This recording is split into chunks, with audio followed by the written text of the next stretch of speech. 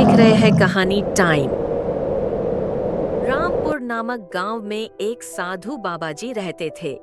सीधा सादा जीवन, दिन भर पूजा पाठ और हर रोज गंगा स्नान करने जाते थे। एक रात बाबा जी उठे और सोचा, आज कुछ जल्दी चलूं गंगा स्नान को। रात ही सही, प्रभु का स्मरण करते करते सफर भी अच्छा कटेगा। बाबा जी कुछ दूर चले ही थे, तभी उनकी मुलाकात एक चोरों के दल से हुई।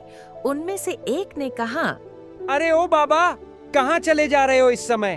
बाबा जी बोले, गंगा जी स्नान को जा रहा हूँ बेटा। तभी दूसरा चोर बोला, बहुत अच्छा, अब हमारे साथ चलो, चोरी में मदद करोगे। बाबा जी घबरा कर बोले, बेटा, मैं तो साधु हूँ, ये सब पाप का काम मेरे बस का नहीं। तभी चोरों का सरदार गुस्से में बोला। तो मरने को तैयार हो जा। बाबा जी डरे हुए लेकिन शांत भाव में बोले, ठीक है बेटा, जैसा तुम कहो, मैं साथ चलता हूँ। चोर और बाबा जी एक बड़े से घर में घुसते हैं। एक चोर बाहर पहरा देता है, बाकी अंदर जाते हैं। सभी चोर घर की कीमती सामान खोजने में लग जाते हैं। बाबा जी एक और सिंहासन पर भगवान की मूर्ति देखते हैं और सोचते हैं, हे ठाकुर जी, अब जब आ ही गया हूँ तो आपकी पूजा किए बिना कैसे रहूं? बाबा जी चंदन घिसते हैं, अगरबत्ती जलाते हैं और भक्ति में लीन हो जाते हैं।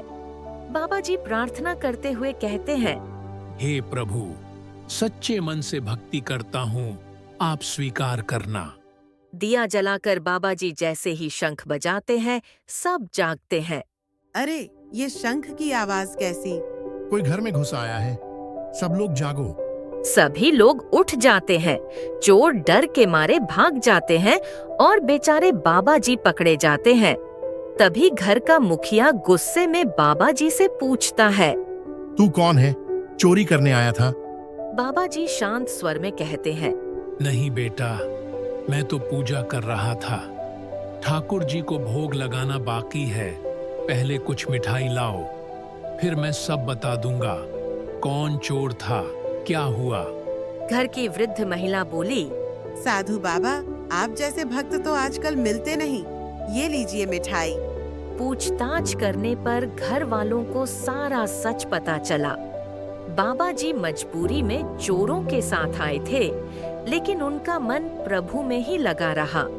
तभी घर के मुखिया बोला, बाबा जी, आप धन्य हैं। आपने संकट में भी भगवान को नहीं भुलाया।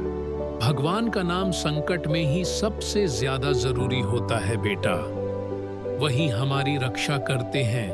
कहानी से सीख, सच्चे मन से की गई भक्ति कभी व्यर्थ नहीं जाती।